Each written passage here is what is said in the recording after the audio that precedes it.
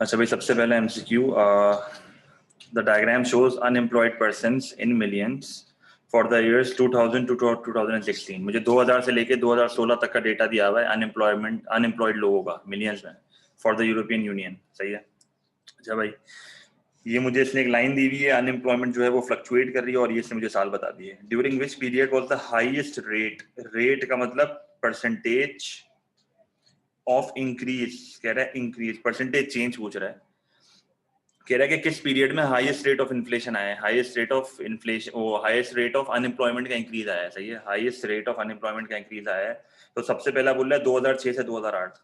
भाई 2006 से अगर मैं 2008 देखूं तो देख लो मेरे परसेंटेज में फॉल आया है। फॉल नहीं आया मतलब कम परसेंटेज से बढ़ रही है अब। सही है। तो ये देखो, ये रेट थोड़ा कम आया है, नीचे की तरफ आ रहा है रेट। सही है। अच्छा भाई, 2008 से 2010 वाला देख लेते हैं। भाई 2008 से 2010 में क्या हुआ है? 2008 से 2010 में आप देख लो बहुत शार्प इंक्रीज आया है। और अगर मैं शार्प इंक्रीज अपना देखना चाहूँ तो कितना शार्प इंक्रीज आया है? ये तकरीबन जो है, अगर मैं इसका परसेंटेज निकालूं तो अच्छा खासा होगा। सही है। अच्छा, उसके बाद देख लेते हैं 2010 से 2012 में जो है वो इतना शार्प इंक्रीज नहीं आया, बीच में गिरा भी है, तो इसका तो फायदा नहीं है। और 2012 से 2014 में भी इतना शार्प इंक्रीज नहीं आया, बीच में गिर भी रहा है। तो सबसे बेस्ट आंसर कौन सा होगा कि भाई शार्प इंक्रीज कौन सा है? और शार्प इंक्रीज आया 2008 से 2010 के दरमियान। सही है। देख लो एक बार बहुत शार्प इंक्रीज आया है, इंक्रीजिंग रेट से जो आया है इंक्रीज। तो मेरा आंसर यहाँ पर क्या होगा? बी होगा। ये सिंपल डेटा रीड करने वाला था, ये ना कोई मैक्रो का एमसीक्यू है ना माइक्रो का एमसीक्यू है, सिंपल आपका आईक्यू टेस्ट हो रहा है यहाँ। सही है, कोई मसला इसमें, कोई टेक्निकलिटी नहीं है। ठीक है, खाली ये पूछ रहा है कि रेट ऑफ इंक्रीज किस में ज्यादा था। खत्म, आगे बढ़ जाऊं। ठीक है। अच्छा, MCQ number 2, the graph show the human development index. भाई ह्यूमन डेवलपमेंट इंडेक्स की थोड़ी सी लॉजिक ले लो। अगर मैं ह्यूमन डेवलपमेंट इंडेक्स की बात कर रहा हूँ तो ह्यूमन डेवलपमेंट इंडेक्स में क्या क्या आता है? भाई ह्यूमन डेवलपमेंट इंडेक्स जो है वो लोगों की क्वालिटी ऑफ लाइफ को देखता है। ये स्टैंडर्ड ऑफ लिविंग का पार्ट है। सही है, ये स्टैंडर्ड ऑफ लिविंग का पार्ट है। इसमें तीन मेन चीजें आती हैं। तीन मेन चीजें क्या आती हैं? सबसे पहली चीज यहाँ पर आती है लाइफ एक्सपेक्टेंसी, कि बंदा जो है वो कितने टाइम तक सरवाइव करेगा। जिस तरह अगर मैं यूएस की बात बताऊं तो यूएस में 78 है। सही है, पाकिस्तान में भी अराउंड 50s में है। तो लाइफ एक्सपेक्टेंसी की बात हो रही है यहाँ पे। यहाँ पे एजुकेशन की बात हो रही है। अब एजुकेशन में दो चीजें, एजुकेशन में दो बहुत इंपॉर्टेंट चीजें हैं। एजुकेशन में सबसे पहले तो आपकी ईयर्स ऑफ स्कूलिंग देखी जाएगी कि भाई कितने साल ऑन एवरेज एक बंदा वहां पर एजुकेशन ले रहा है। और साथ ही साथ जो है आप ये देखा जाता है कि एक्सपेक्टेड आप कितना ईयर्स ऑफ स्कूलिंग लोगे। सही है, आप एक्चुअल ईयर्स ऑफ स्कूलिंग देखते हो और आप एक्सपेक्टेड ईयर्स ऑफ स्कूलिंग देखते हो, और आप ये देखते हो कि भाई एजुकेशन लेवल जो है वहां पर इंक्रीज हुआ है कि नहीं हुआ है। सही है। और साथ ही साथ जो है सबसे मेन इंपॉर्टेंट बात, यहाँ पर आप पर कैपिटा या पर पर्सन, पर हेड भी बोल सकते हो, ग्रॉस नेशनल इनकम देखते हो। सही है। ग्रॉस नेशनल इनकम में क्या होता है? आपके जीडीपी में जो है वो रेमिटेंसेस वगैरह ऐड होते हैं कि आपके लोग जो है वो बाहर मुल्क में कितना पैसा कमा रहे हैं। तो हम ये देखते हैं कि हमारे नेशनल, पाकिस्तानी नेशनल ने कितना आउटपुट जनरेट किया है, चाहे वो बाहर मुल्क में हो या अपने मुल्क में हो। तो ये तीन चीजों के बेसिस पे जो है वो एचडीआई हमारा निकलता है। सही है। तो सवाल में मुझे इसने क्या बोला हुआ है? सवाल में इसने मुझे ये बोला हुआ है कि भाई बिटवीन 2005 एंड 2010, हर ग्राफ में 2005 और 2010 पे ना एक वो लगा दो लाइनें, 2005 और 2010 पे लाइनें लगा दो, उसके बाद ये सॉल्व करेंगे हम, वरना सॉल्व करने का फायदा नहीं है। मैंने हर जगह 2005 और 2010 पे ना लाइनें बना दी हैं। अच्छा भाई, which components of HDI have comparable changes to its overall change? कह रहा है कि कौन सा चेंज जो है वो एचडीआई के मुताबिक हो रहा है। सही है, कौन सा चेंज एचडीआई के मुकाबले मतलब कंपेरेबल हो रहा है कि भाई दोनों ट्रेंड बेसिकली देखा जा रहा है। सही, मैं ये समझाता हूँ हो क्या रहा है।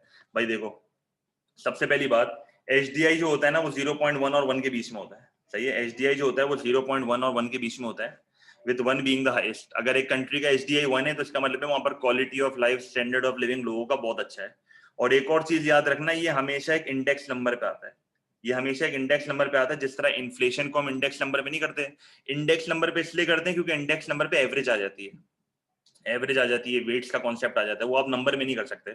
तो इंडेक्स नंबर पे ये सारी चीजें इनकॉर्पोरेट हो जाती हैं, तभी इंडेक्स से ये चीज करी जाती है। सही है। अच्छा, अब देखो इसका आंसर क्या होगा। कह रहा है कि 2005 से लेकर 2010 में which components of HDI have comparable changes towards overall change. इसका मतलब मैं समझा रहा हूँ। देखो सबसे पहला ऑप्शन क्या है, education and gross national income पर इनकम, सही है। साथ साथ देखो ट्रेंड सही होना चाहिए, मैं समझा रहा हूँ। Education and gross national income per capita, आप देखो मेरी एजुकेशन जो है वो बढ़ रही है, मेरी एजुकेशन बढ़ रही है और gross national income per capita गिर रहा है। क्या ऐसा पॉसिबल है? क्या ऐसा पॉसिबल है? एजुकेशन बढ़ रही है, लोगों की इनकम गिर रही है। एजुकेशन से तो लोगों की इनकम बढ़नी चाहिए, सही है। इस तरह मुझे ट्रेंड चेक करना है। पहला ऑप्शन कट हो गया। दूसरा option, education and life expectancy. Education का लेवल आप देख लो बढ़ रहा है, एजुकेशन का लेवल बढ़ रहा है, साथ में लाइफ एक्सपेक्टेंसी भी बढ़ रही है। क्या ये सही हो रहा है या गलत हो रहा है? एजुकेशन का भी बढ़ रहा है और लाइफ एक्सपेक्टेंसी भी बढ़ रही है। क्या ये सही होगा कि गलत होगा? मतलब ये ट्रेंड सही है, कंपेरेबल है? बिल्कुल सही है। क्यों? अगर एजुकेशन बढ़ेगी, अगर एजुकेशन बढ़ेगी, लोगों को प्रॉपर सैनिटेशन मिलेगी, एक एजुकेटेड बंदा कभी भी भूखा नहीं मरता, वो पुअर नहीं होगा, वो पुअर क्लास में नहीं आएगा, वो अपनी लाइफ को अच्छे करने की कोशिश करेगा, तो वो क्वालिटी ऑफ लाइफ पे काम करेगा, क्योंकि उसको पता है उसके लिए क्या सही है और क्या गलत है, सही है। उसके लिए क्या सही है और क्या गलत है, सही है। तो जब एजुकेशन बढ़ेगी तो उसके लाइफ एक्सपेक्टेंसी भी बढ़ेगी, क्योंकि वो जो है वो एक हेल्थी लाइफ की तरफ जाएगा। तो इसका मतलब ये हुआ, इसका आंसर क्या है? बी। मैं बाकी ऑप्शन भी बता देता हूँ। एजुकेशन, जीएनआई पर कैपिटल, लाइफ एक्सपेक्टेंसी। एजुकेशन बढ़ रही है, लाइफ एक्सपेक्टेंसी बढ़ रही है और ग्रॉस नेशनल इनकम गिर रही है, ऐसा हो नहीं सकता, तो ये गलत option. Gross national income per capita गिर रहा है और लाइफ एक्सपेक्टेंसी बढ़ रही है, अगेन कोई लिंक नहीं बन रहा, सही। अगर बंदे की लाइफ एक्सपेक्टेंसी बढ़ रही है, इसका मतलब है उसको प्रॉपर एजुकेशन मिल रही है, उसको प्रॉपर हेल्थ केयर मिल रहा है, तो ये पर ग्रॉस नेशनल इनकम गिरनी नहीं चाहिए। तो देखो इस तरह दोनों के ट्रेंड चेक करने हैं कि सारे एक तरफ जा रहे हैं कि नहीं जा रहे। कोई मसला है यहाँ तक? तो इसका आंसर होगा बी। आगे बढ़ जाऊं? अच्छा, क्वेश्चन नंबर 3। ये तो बहुत आसान है, ये तो बहुत ज्यादा ही आसान है भाई, जल्दी से देख लो इसको। क्या बोल रहा है? The diagram shows a liquidity preference curve, money demand basically मुझे दिया हुआ है, representing the demand to hold money in relation to the rate of interest and the money supply in an economy, the market is in equilibrium at interest rate R if the government increases the money supply. कह रहा है कि अगर government ने money supply बढ़ा दी तो interest rate पे क्या अफेक्ट आएगा? कुछ भी अफेक्ट नहीं आएगा। अगर मनी सप्लाई बढ़ा दी तो कुछ भी अफेक्ट नहीं आएगा, इंटरेस्ट रेट यही रहेगा। तो ये सिंपल सा सवाल था। इसमें क्या हो रहा है? लिक्विडिटी ट्रैप हो रहा है ना, इसको क्या बोलते हैं? लिक्विडिटी ट्रैप, सही है। ये मॉनेटरी पॉलिसी की वो है, नुकसान है। अच्छा भाई, क्वेश्चन नंबर 4। अच्छा, the graph shows the shift in the liquidity preference curve. कह रहा है कि मेरे मनी डिमांड में जो है वो एक शिफ्ट आया है बाहर की तरफ, मतलब मनी डिमांड बढ़ रही है for an economy from LP1 to LP2।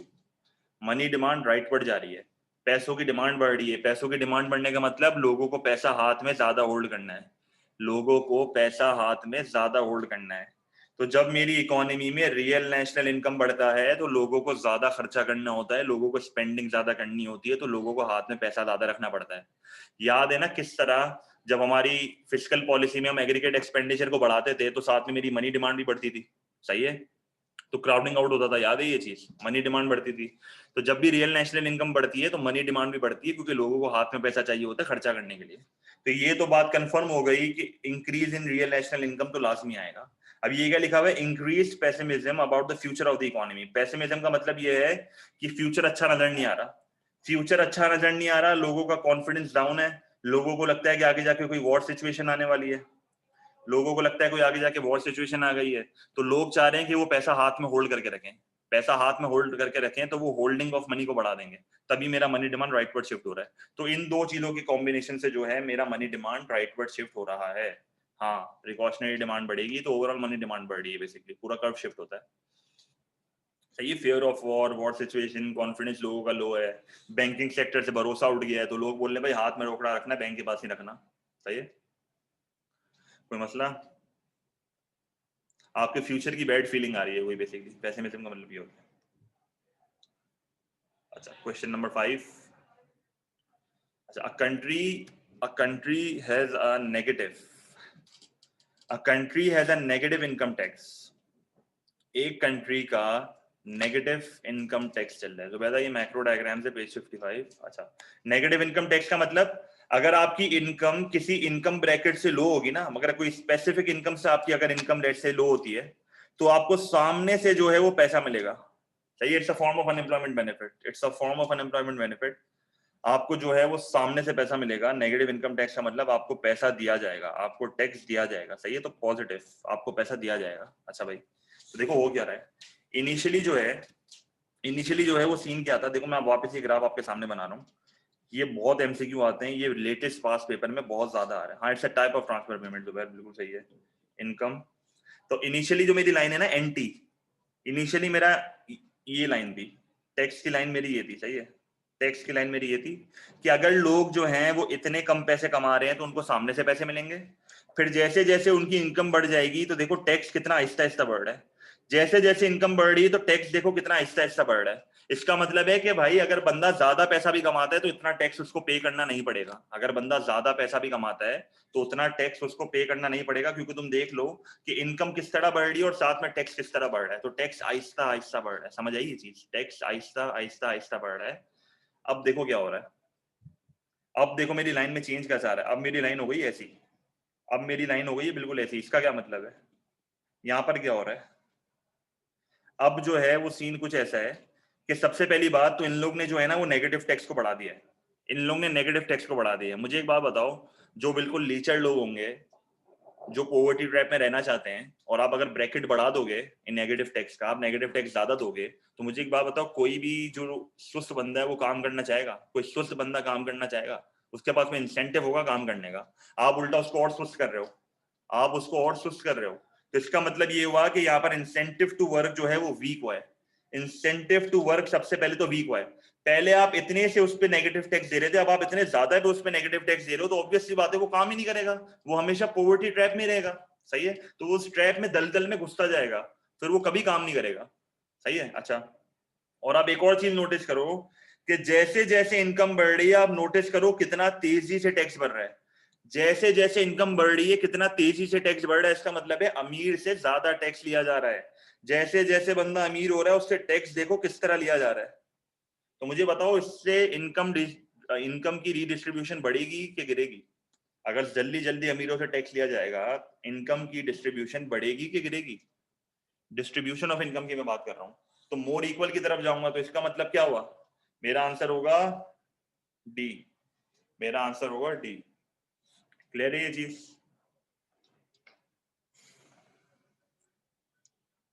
कोई सवाल?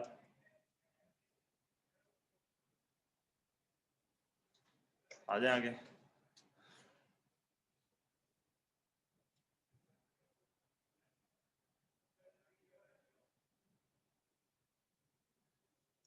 ठीक है। अच्छा, ये ओ लेवल का एक सवाल है, ओ लेवल का, ये एक ओ लेवल का सवाल आपके सामने मैंने रखा है। 2 मिनट, स्क्रीन लोड होगी, 2 मिनट। हाँ, सवाल देखो ये वाला भाई, क्या हो रहा है इस सवाल में, आंसर क्या होगा जल्दी बता दो। ओ लेवल का सवाल है ये जिससे नहीं हो रहा है ना मार खाएगा वो।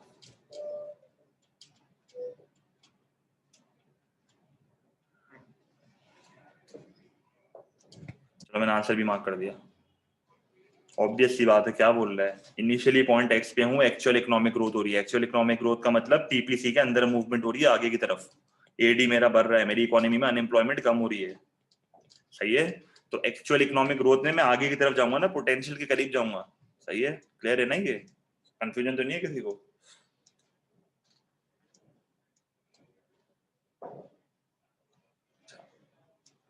ये वाला देख लो, क्वेश्चन नंबर 7। अच्छा, सबसे पहली चीज तो देखो, एक एक कंफ्यूजन क्लियर कर लो, एमईसी होता ही है। एमईसी का फुल फॉर्म क्या है? Marginal efficiency of capital. Marginal efficiency of capital का देसी जबान में मतलब बताऊं क्या है? मार्जिनल एफिशिएंसी ऑफ कैपिटल का देसी जबान में मतलब ये है कि अगर आप एक एडिशनल मशीन को लेके आते हो, आप एक एडिशनल मशीन को अपने धंधे में लेके आते हो, सही है। आप अपने धंधे में एक एडिशनल मशीन को लेके आ गए, फिर आप ये देखते हो कि उस एडिशनल इनकम में उस एडिशनल मशीन ने आपकी सेल्स जो है वो कितने से बढ़ाई और आपकी कॉस्ट जो है वो कितने से बढ़ाई। फिर आप देखते हो कि उस मशीन ने आपको रिटर्न कितना दिया है, उस मशीन ने आपको रिटर्न कितना दिया है। तो एमईसी क्या है? MEC is the return on your investment. MEC is the return on additional capital. Return on additional capital. और रिटर्न का मतलब क्या होता है? प्रॉफिट। प्रॉफिट कैसे आता है? Sales minus cost. और तो हम हर चीज इकोनॉमिक्स में टू द मार्जिन देखते हैं, तो इसको मार्जिनल एफिशिएंसी ऑफ कैपिटल बोला हुआ है। इसको टोटल रिटर्न नहीं बोला हुआ, इसको एडिशनल रिटर्न बोला हुआ है। सही है? कितनी एफिशिएंट है हमारी मशीन। तो हमेशा जो है वो एमईसी को, हमेशा मार्जिनल एफिशिएंसी ऑफ कैपिटल को कंपेयर किया जाता है किससे? इंटरेस्ट रेट से। मार्जिनल एफिशिएंसी ऑफ कैपिटल को हमेशा इंटरेस्ट रेट से कंपेयर किया जाता है। क्यों? क्योंकि यहाँ पर अजम्पशन है, यहाँ पर एक बहुत बड़ी अजम्पशन है। अजम्पशन क्या है? कि जितनी भी इन्वेस्टमेंट हमारी इकोनॉमी में हो रही है, जितनी भी इन्वेस्टमेंट हमारी इकोनॉमी में हो रही है वो बोरिंग से हो रही है। जितनी भी इन्वेस्टमेंट हमारी इकोनॉमी में हो रही है वो बोरोइंग से हो रही है। तो इसका मतलब ये हुआ कि हमेशा हमें अपने इन्वेस्टमेंट के रिटर्न को और उसकी कॉस्ट ऑफ बोरोइंग से उसको रिटर्न कर, मतलब इसको कंपेयर करना पड़ेगा। लेट्स से मैं कहता हूं कि मेरा इंटरेस्ट रेट चल रहा है 10% का और मेरे सामने 4 प्रोजेक्ट्स हैं। लेट्स से मैं कहता हूं कि मेरा कॉस्ट ऑफ बोरोइंग चल रहा है 10% का और मेरे सामने 4 प्रोजेक्ट्स हैं। चारों प्रोजेक्ट का जो एमईसी है ना, वो एक बाय एक करके बता देता हूँ। एक का 5% है, एक का 10% है, एक का 12% है और एक का 14% है। तो अगर मैं अपने रिटर्न और इंटरेस्ट को कंपेयर करूंगा तो मुझे ये तीनों प्रोजेक्ट पे काम करना चाहिए। क्यों? क्योंकि या तो मेरा कॉस्ट ऑफ बोरिंग रिटर्न की इक्वल है, या तो मेरा रिटर्न जो है वो ऊपर है। मैं सिर्फ और सिर्फ ये वाली इन्वेस्टमेंट नहीं लूंगा। क्यों? क्योंकि इस पे रिटर्न कम है और इंटरेस्ट ज्यादा है, तो फायदा ही नहीं है, इन्वेस्टमेंट करने का फायदा ही नहीं है।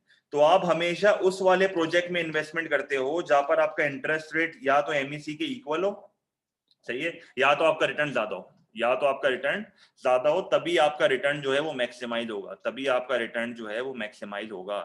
तो अब मुझे एक बात बताओ, अगर मेरे इंटरेस्ट रेट में चेंज आता है, लेट से मैं कहता हूं कि मैं करेंटली ऑपरेट कर रहा हूं यहाँ पे, अगर मेरे इंटरेस्ट रेट में चेंज आता है, तो जब भी इंटरेस्ट रेट में चेंज आता है, याद रखना मेरे मार्जिनल एफिशिएंसी ऑफ कैपिटल में मूवमेंट आएगी। जिस तरह डिमांड कर्व में हम नहीं पढ़ते थे, जब भी चेंज इन प्राइस आएगा तो डिमांड कर्व में मूवमेंट आएगी। तो जब भी मेरे इंटरेस्ट रेट में चेंज आएगा, जब भी मेरे इंटरेस्ट रेट में चेंज आएगा, तो मेरे मार्जिनल एफिशिएंसी ऑफ कैपिटल की लाइन में जो है वो मूवमेंट आएगी। क्या आएगी? मूवमेंट।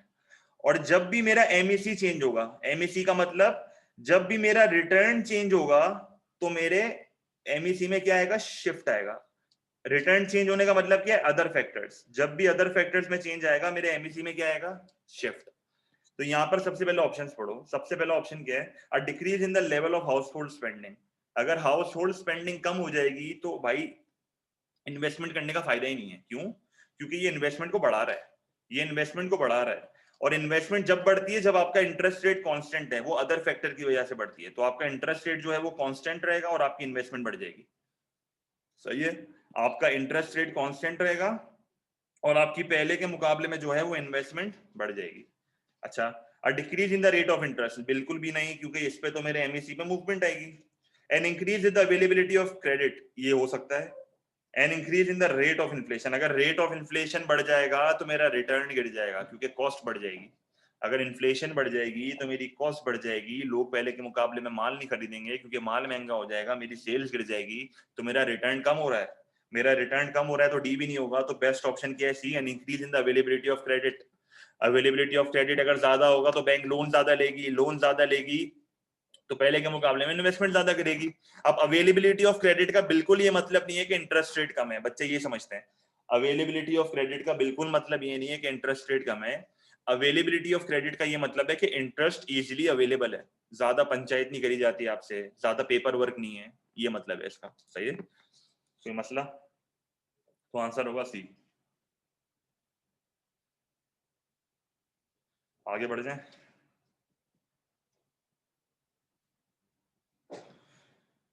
अच्छा, क्वेश्चन नंबर 8। क्वेश्चन नंबर 8 क्या बोल रहा है? The diagram shows an economy in equilibrium at point x.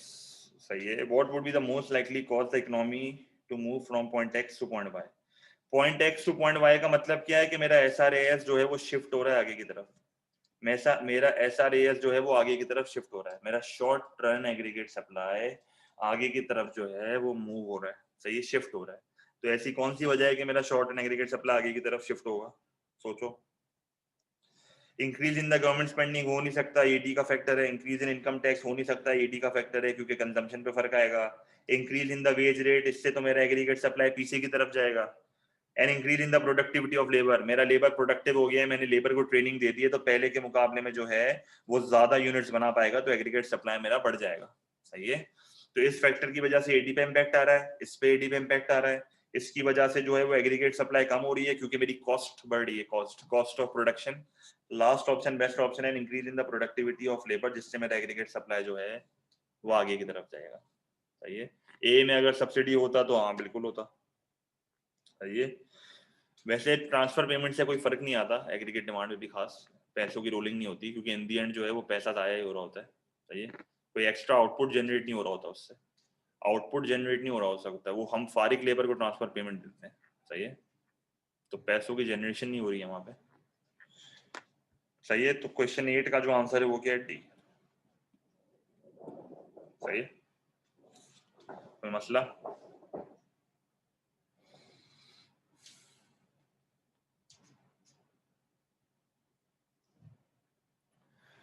Question number 9, ये एक ऐसी चीज है जो भाई तंग करती है बच्चों को। देखो अब इसका मतलब मैं समझा देता हूँ।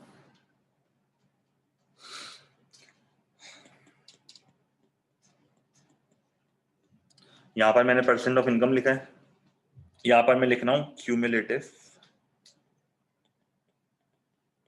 Percentage of population. Cumulative percentage of population का मैं मतलब बता रहा हूँ। सबसे पहले आप ये देख लो मैं कर क्या रहा हूँ। ये मैंने एक स्ट्रेट लाइन खींची है,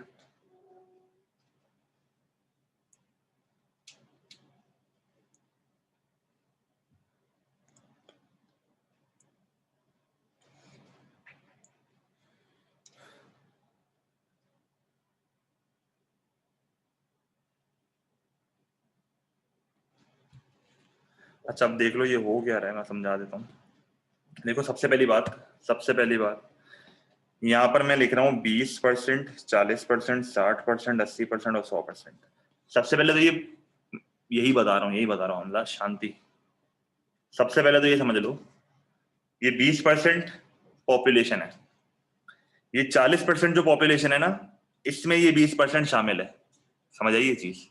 ये 20% अलग है, इस 40% में ये 20% एडेड है। क्यूमुलेटिव का मतलब ये होता है, अब ये जो 60% है, इस 60% में ये वाला 40% और ये वाला 20% दोनों एडेड है। सही है, तो क्यूमुलेटिव का मतलब आप पॉपुलेशन को बढ़ाते जा रहे हो पर पीछे वाली चीज भी ऐड होते जा रही है। सही है, लेट्स से अगर मैं कहता हूं कि मैं 20% से 40% पे आ रहा हूं, तो इस 40% में 20% एडेड है। अगर मैं 60% पे आ रहा हूं तो इस 60% में ये वाला 40 और ये वाला 20 दोनों एडेड है। अगर मैं 80% पे आ रहा हूँ तो 80% में ये 60 एडेड है, ये 40 एडेड है, ये 20 एडेड है, तो ये क्यूमुलेटिव है, ये बढ़ता जा रहा है। अब ये नहीं कहना कि सर ये 80% है तो इन सब का मिला के तो जो है वो तो 100% बन रहा है, ऐसा नहीं होता भाई। क्यूमुलेटिव का मतलब है पॉपुलेशन ऐड होते जा रही है, पॉपुलेशन ऐड होते जा रही है। सही है, तो इस 20 में पहले 40 आया, फिर 40 के बाद 60 आया, तो ये सब ऐड होता जा रहा है। तो क्यूमुलेटिव का मतलब चीज ऐड होते जा रही है। पॉपुलेशन कंट्री में 100% ही है। सही है, तो हम लिख इस तरह रहे हैं कि 20, 40, 60, 80, 100, तो मैं सब चीजों को मिलाता जा रहा हूँ। सही है, अब यहाँ पर हो क्या रहा है इस चीज को समझो।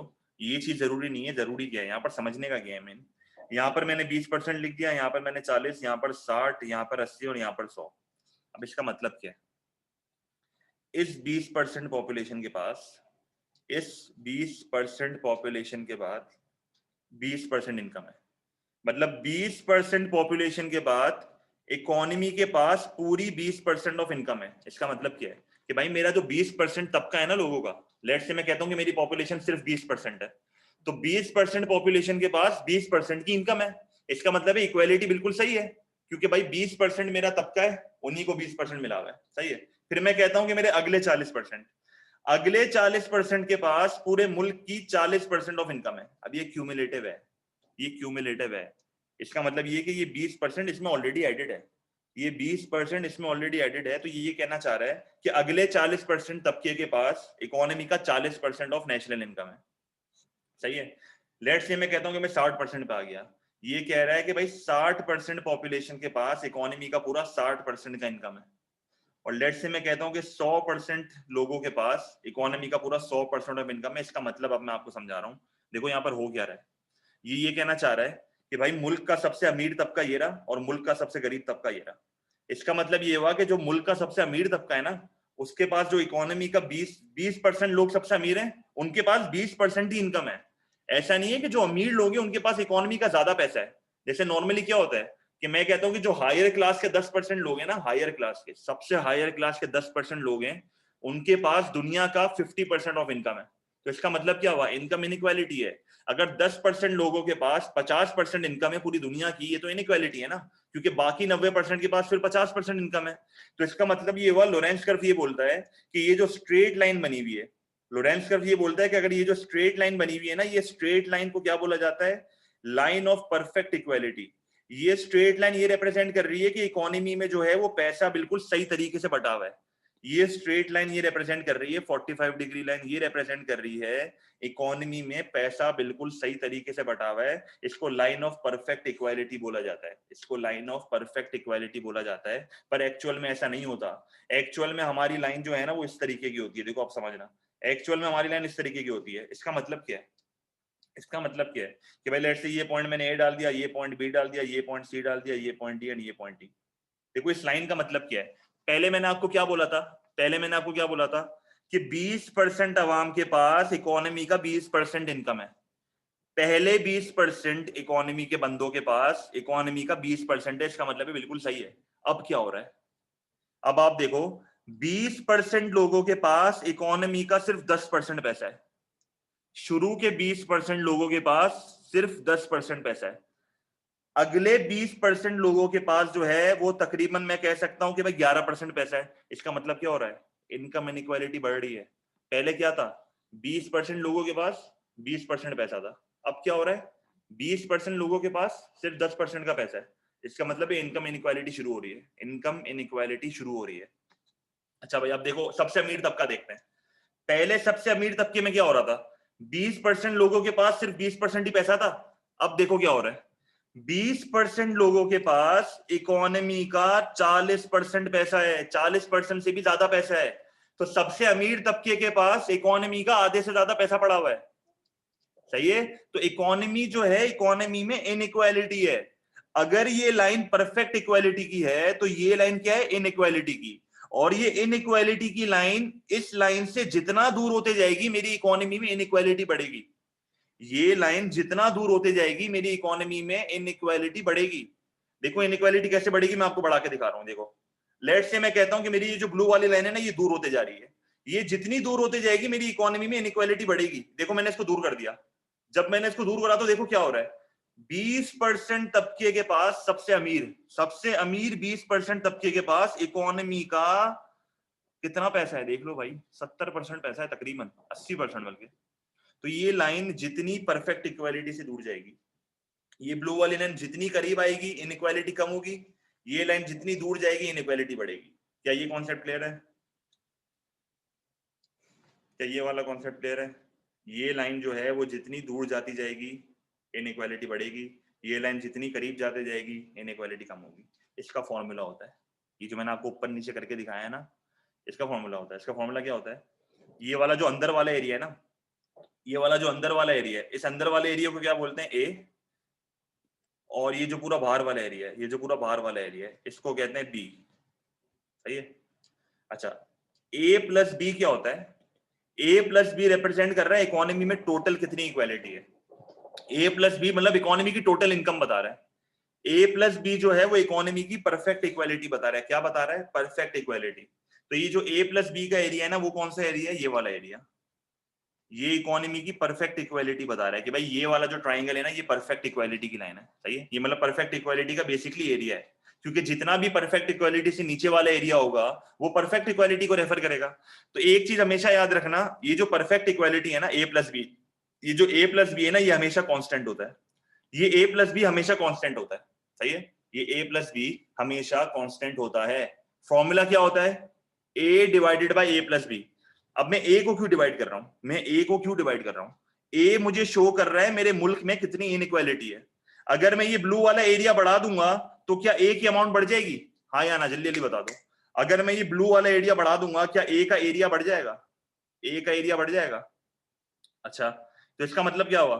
इसका मतलब क्या हुआ कि अगर मैं ए को बढ़ाऊंगा, अगर मैं ए को बढ़ाऊंगा और ये ए प्लस बी कॉन्स्टेंट होगा तो इसका ओवरऑल आंसर बढ़ जाएगा। इसका ओवरऑल आंसर बढ़ जाएगा। तो इसका मतलब क्या है? अगर ए वाला एरिया बढ़ रहा है, अगर ए वाला एरिया बढ़ रहा है तो मेरी इकोनॉमी में इनइक्वालिटी बढ़ रही है। अगर ए वाला एरिया बढ़ रहा है, मेरी इकोनॉमी में इनइक्वालिटी बढ़ रही है, बिल्कुल बढ़ रही है। तो इसका मतलब क्या हुआ, ये जो फॉर्मूला मैंने आपके सामने लिखा है ना, ये वाला जो फॉर्मूला ए ओवर ए प्लस बी, इस फॉर्मूले को बोला जाता है गिनी कोफिशिएंट। सही है, इसको बोला जाता है गिनी कोफिशिएंट, जो आपके पेपर में सवाल आया था, जीसी। ये जीनी कोफिशिएंट बोल दो, गिनी कोफिशिएंट बोल दो, कुछ नहीं होता, बल्कि ये देखो लिखा हुआ भी है, ये रहा। सही है, इसको गिनी कोफिशिएंट बोला जाता है। और यहाँ पर होता क्या है, अगर इसका ओवरऑल आंसर ज्यादा आ रहा है, इसका ओवरऑल आंसर ज्यादा आ कैसे सकता है, क्योंकि ए प्लस बी तो कांस्टेंट है, तो इसका आंसर जो जितना भी है ना, ये सिर्फ ए पे है, ये गेम सारी ए पे है। अगर ये ए का आंसर बढ़ रहा है ना, इसका मतलब है ये वाला एरिया बढ़ रहा है। और ये वाला एरिया कैसे बढ़ेगा, कि ये वाला एरिया बढ़ रहा है, और जब ये जितना दूर जाता जाएगा मेरी इकोनॉमी में इनइक्वालिटी बढ़ते जाएगी। तो इसका मतलब क्या है कि अगर ए बढ़ेगा तो ये ओवरऑल आंसर जो है वो बढ़ जाएगा, जिसकी वजह से इकोनॉमी में इनइक्वालिटी बढ़ जाएगी। ओवरऑल आंसर बढ़ने का मतलब क्या है, कि मेरा गिनी कोफिशिएंट बढ़ रहा है। और अगर ये ए गिरेगा, अगर ये ए गिरेगा, इसका मतलब है मेरा ओवरऑल आंसर कम हो रहा है, तो ये जीनी कोफिशिएंट मेरा गिरेगा। तो इसका मतलब ये हुआ कि अगर ये जीसी मेरा बढ़ रहा है, अगर ये मेरा जीसी बढ़ रहा है, तो मेरी इकोनॉमी में इनइक्वालिटी बढ़ रही है। क्यों, क्योंकि ये एरिया ई बढ़ रहा है। और अगर मेरी इकोनॉमी में ये जीसी गिर रहा है, तो इसका मतलब है ये एरिया छोटा हो रहा है और मेरी इकोनॉमी में इनइक्वालिटी कम हो रही है, मेरी इकोनॉमी में इनइक्वालिटी कम हो रही है। मैं रिपीट कर रहा हूं, अगर ये एरिया ए मेरा बढ़ जाएगा तो ओवरऑल आंसर बढ़ जाएगा। ओवरऑल आंसर का मतलब है मेरा जीसी बढ़ रहा है। एरिया ए बड़ा होने का मतलब है कि ये एरिया ना, ये वाला एरिया बड़ा होता जा रहा है, और ये जितना एरिया ये वाला बड़ा होगा, इसका आंसर मेरा बढ़ेगा। अगर जीसी का आंसर मेरा बढ़ रहा है, गिनी कोफिशिएंट का आंसर मेरा बढ़ रहा है, मेरी इकोनॉमी में इनइक्वालिटी बढ़ रही है। और अगर ये वाला एरिया कम होगा, एरिया ए कम होगा, इसका मतलब है ये एरिया जो लेट से मैं कह रहा हूँ इतना आ गया है, तो इसका मतलब है मेरी इकोनॉमी में गिनी कोफिशिएंट गिर रहा है, इसका मतलब है मेरी इकोनॉमी में इनइक्वालिटी कम हो रही है। अब ये जो जीसी का आंसर होता है ना, ये जीसी का आंसर लाई करता है बिटवीन 0 to 1, बिटवीन 0 to 1।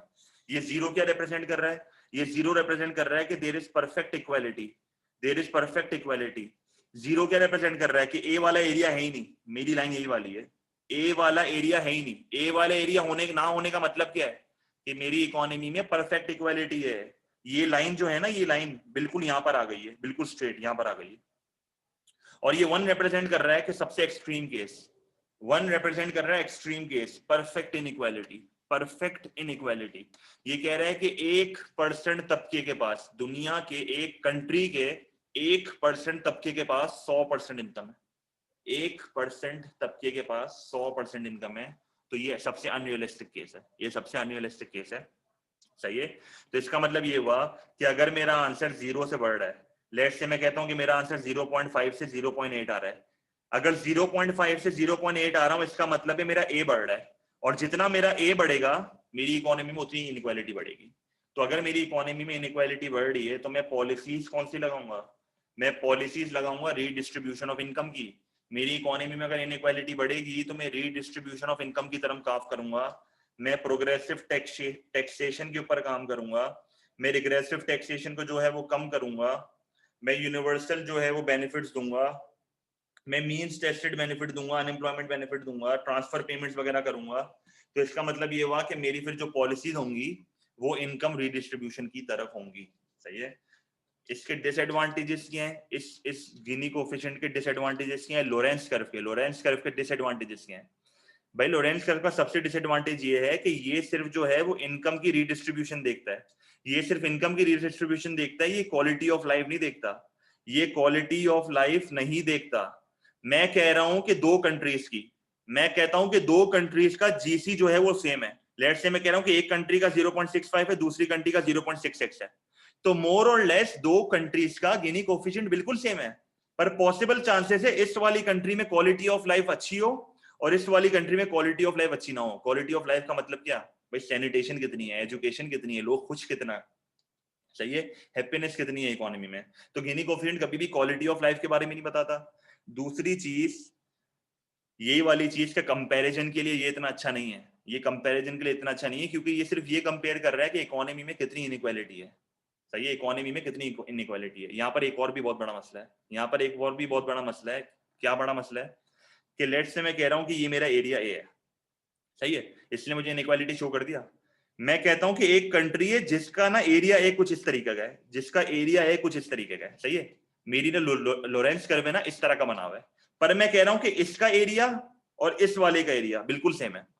मतलब तुम देखो हो क्या रहा है, इनइक्वालिटी अलग अलग है। यहाँ इनइक्वालिटी अलग अलग है, एक लाइन इस तरह की है, एक कंट्री की लाइन इस तरह की बनी हुई है, दूसरी कंट्री की लाइन इस तरह की बनी हुई है, तो दोनों में इनइक्वालिटी अलग अलग है, पर दोनों का गिनी कोफिशिएंट सेम आएगा। लेट्स से मैं कह रहा हूं, तो आप देखो किस तरह इसको आप जो है वो एक्सप्लॉइट कर सकते हो चीज को।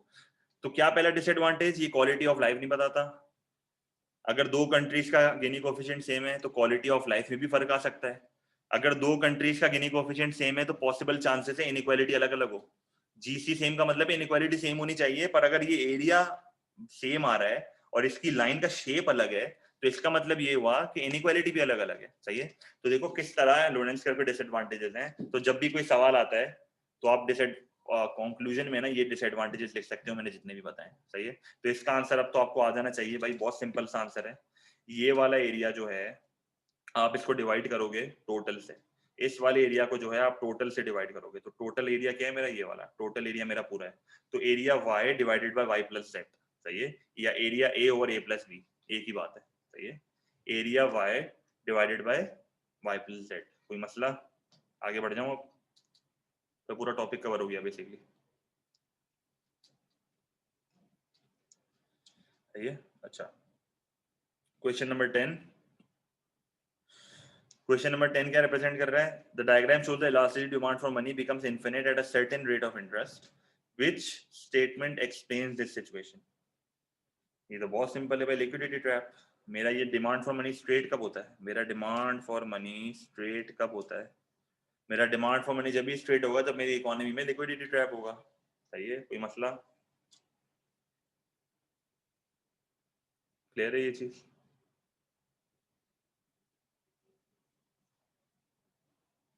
आगे बढ़ जाऊं,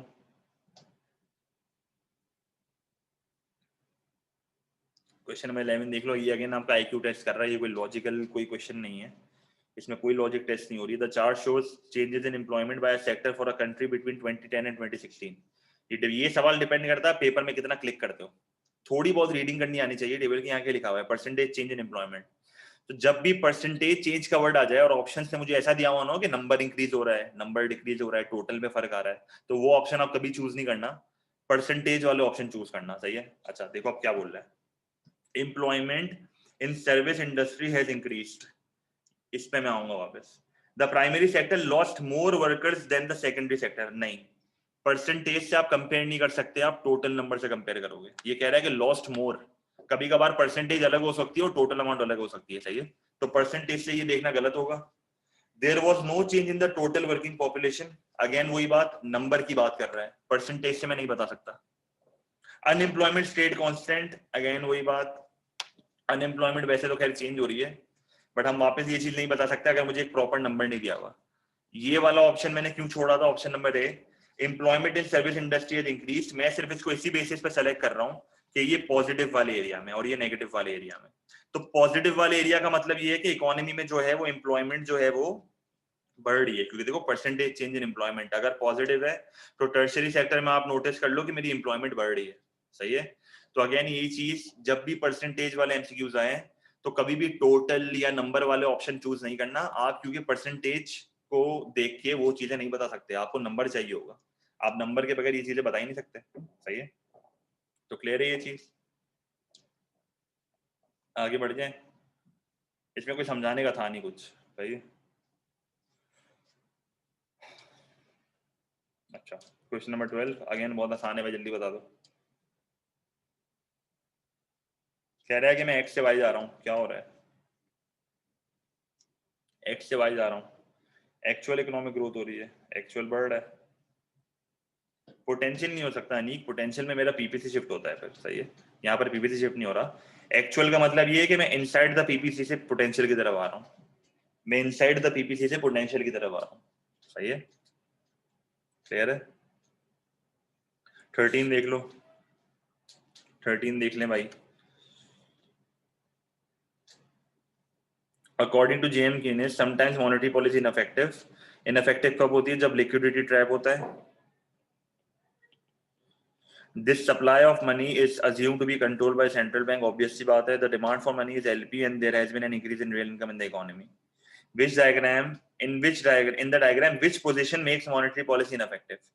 अगर मेरा मनी सप्लाई यहाँ पर होगा या यहाँ पर होगा या यहाँ पर होगा, अगर मैं यहाँ से अपने मनी सप्लाई को बढ़ाता हूँ तो मेरा इंटरेस्ट रेट तो गिर रहा है, इसका मतलब है मॉनेटरी पॉलिसी इफेक्टिव है. अगर मनी सप्लाई के बढ़ने से इंटरेस्ट रेट गिर रहा है तो मॉनेटरी पॉलिसी इफेक्टिव है. अगर मैं मनी सप्लाई को MS2 से MS3 से लेके आ जाऊं तो फिर भी मेरा इंटरेस्ट रेट गिरेगा, तो अभी भी मॉनेटरी पॉलिसी इफेक्टिव है. जब तक मनी सप्लाई बढ़ाने से आपका इंटरेस्ट रेट गिर रहा हो, जब तक मनी सप्लाई बढ़ाने से आपका इंटरेस्ट रेट गिर रहा हो, तो इसका मतलब है आपकी मॉनेटरी पॉलिसी इफेक्टिव है. सही है, तो आपकी मॉनेटरी पॉलिसी इफेक्टिव है.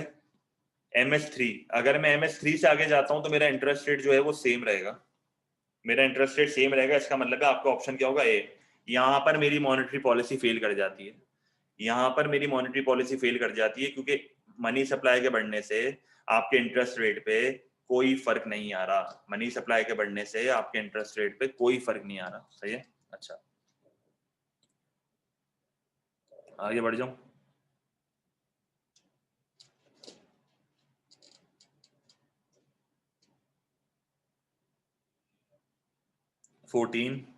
The US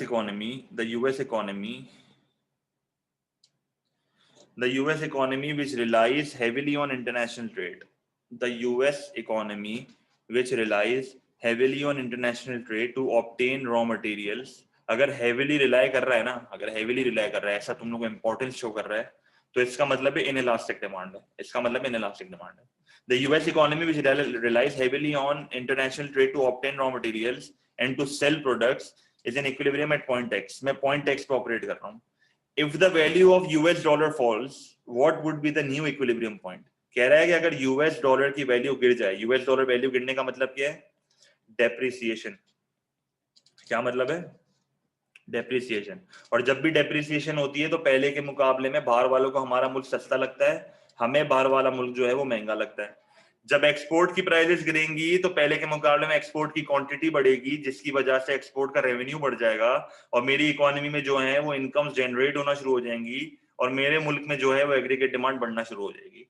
जैसे ही इंपोर्ट प्राइसेस बढ़ेंगी, पहले के मुकाबले में इंपोर्ट की क्वांटिटी गिर जाएगी, पर क्योंकि इसने बोला कि रॉ मटेरियल की डिमांड, इसने बोला कि रॉ मटेरियल की डिमांड जो है वो मेरे लिए इनइलास्टिक है, रॉ मटेरियल की डिमांड मेरे लिए इनइलास्टिक है, तो इसका मतलब है मेरा इंपोर्ट का एक्सपेंडिचर जो है वो बढ़ जाएगा, क्योंकि इंपोर्ट की प्राइसेस जब बढ़ रही हैं तो इंपोर्ट का एक्सपेंडिचर बढ़ जाएगा, जिसकी वजह से जो है वो क्या होगा?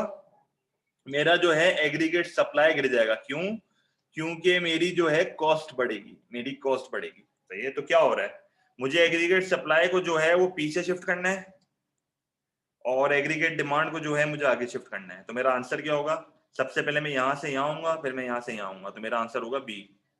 मेरा आंसर होगा बी. कोई मसला? देख लो एक बार, कोई मसला?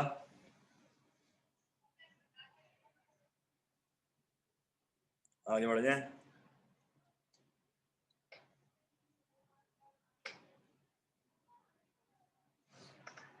अच्छा, ये एक आसान MCQ लग रहा है भाई, देख लो. कह रहा है कि in which diagram an economy is experiencing an increase in actual output. कह रहा है कि एक्चुअल आउटपुट बढ़ रहा है एक में और उसी डायग्राम में पोटेंशियल भी गिर रहा है. तो देखो कौन सा ऑप्शन है.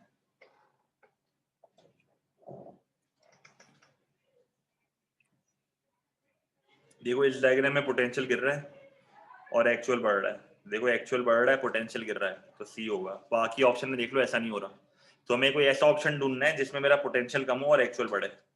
ऑपोजिट डायरेक्शन, ऑपोजिट डायरेक्शन में जाना है. क्लियर है?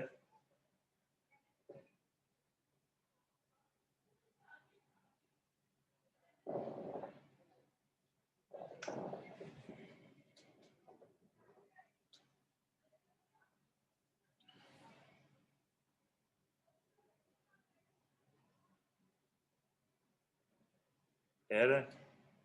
अच्छा 16, ये देख लो भाई, ये अगेन आपकी लॉजिक टेस्ट करेगा. ये खुद ट्राई करो, एक बार खुद ट्राई करो, देख लो इसको. थोड़े बहुत MCQ रहते हैं हमारे, 10 मिनट रहती है क्लास में. The diagram shows changes in the numbers employed in 4 countries, 4 industries in a city between 2012 2017. Number दिया हुआ है, परसेंटेज नहीं है, ये ख्याल रखना बस। नंबर ख्याल रखना, परसेंटेज नहीं है। 3 बजे 451 3 बजे। Finance was always the largest employer. कह रहा है कि फाइनेंस फाइनेंस फाइनेंस फाइनेंस अच्छा कह रहा है कि finance was always the largest employer. बिल्कुल गलत, क्योंकि लार्जेस्ट एम्प्लॉयर मैन्युफैक्चरिंग था। देखो ना, लार्जेस्ट एम्प्लॉयर मैन्युफैक्चरिंग था, ये देखो लार्जेस्ट पे ये था, सही है, तो ये तो नहीं होगा। Leisure had the fastest growth rate in employment. कह रहा है कि लेजर की फास्टेस्ट ग्रोथ आ रही है एम्प्लॉयमेंट लेवल पे। बिल्कुल सही, क्योंकि देखो लेजर का लाइन भी थोड़ी स्टीपर है और वो तेजी से थ्रू आउट द टाइम बढ़ता ही जा रहा है। Leisure throughout the time बढ़ता ही जा रहा है, ना उसमें कोई फॉल आया है ना कोई झोल आया है, वो एक ही रेट से बढ़ता जा रहा है, सही है, तो ये पॉसिबल है। Manufacturing was the only industry to show signs of decline. ये कह रहा है कि मैन्युफैक्चरिंग खाली एक ऐसी इंडस्ट्री थी जो साइंस ऑफ डिक्लाइन दिखा रही है, एम्प्लॉयमेंट गिर रही है। बिल्कुल गलत, क्योंकि फाइनेंस भी तो गिर रहा है, फाइनेंस भी तो गिर रहा है, तो सिर्फ मैन्युफैक्चरिंग नहीं है, फाइनेंस भी है। Total employment in the 4 industries decrease over the period. Overall employment decrease over the period देखने के लिए ये बढ़ रहा है, ये भी बढ़ रहा है, ये गिर रहा है, तो ओवरऑल एम्प्लॉयमेंट निकालना वैसे तो बहुत ख्वारी वाला काम है। ट्राई नहीं भी, अगर ट्राई कर भी लोगे ना तो ये आंसर नहीं आएगा, ट्राई कर भी लोगे तो ये वाला आंसर नहीं आएगा, सही है। तो ओवरऑल निकालना बहुत ख्वारी है। ये ख्वारी अगर किसी ने करी है तो अच्छी बात है, नहीं करी है तो अल्लाह मालिक है, सही है। कोई मसला है यहाँ तक? अच्छा 18 समझा दिएगा, मैं 18 पे मैं आ रहा हूँ, 2 मिनट। ये वाला देख लो, ये वाला तो आपसे हो जाएगा, जल्दी बता दो क्या है इसका। इंजेक्शन विड्रॉल मॉडल है, पहले ये याद रखना, इंजेक्शन विड्रॉल मॉडल है ये बता दो, ये हो जाना चाहिए आपसे।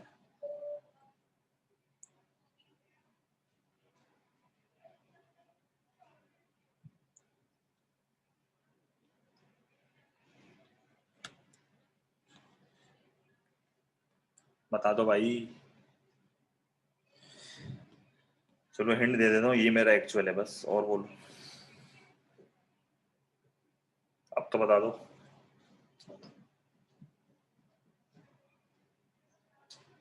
Which measures the gap between actual and potential output? ये मेरा एक्चुअल है, ये मेरा पोटेंशियल है, तो ये गैप क्या होगा भाई? अब तो बता। GH सही है, डी सही है। वो ए वाई से देखा जाता है शिफा, वो ए और वाई से देखा जाता है नॉर्मली, दूसरे मॉडल में देखा जाता है।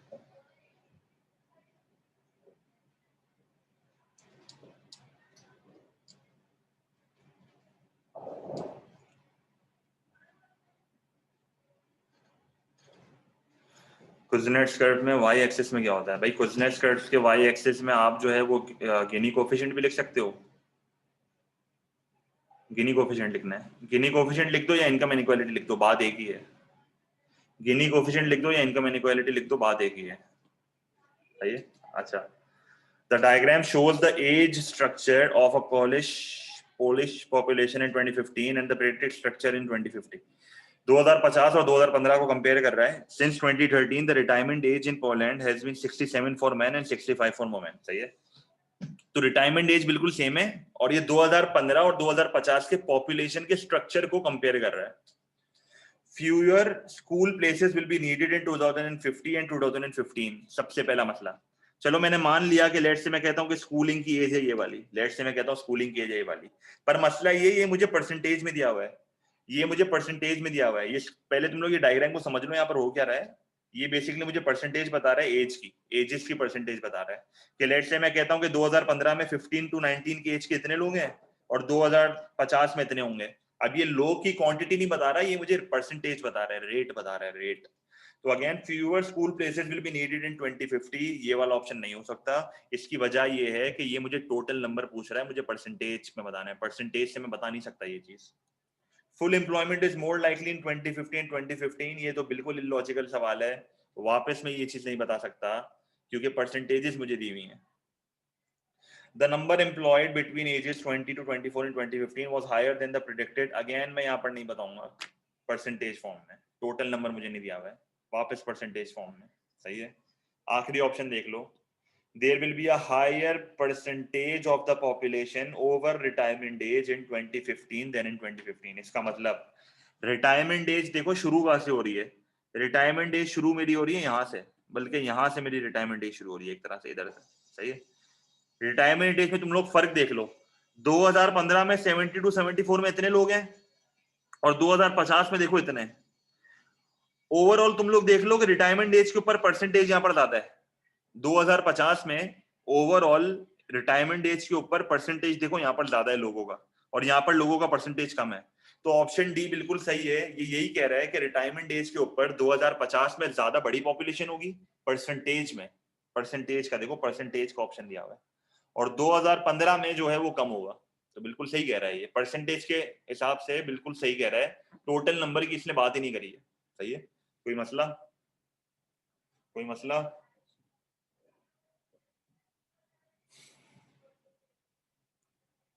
ठीक है, तो मैं आज के लिए इतना ही रखता हूँ।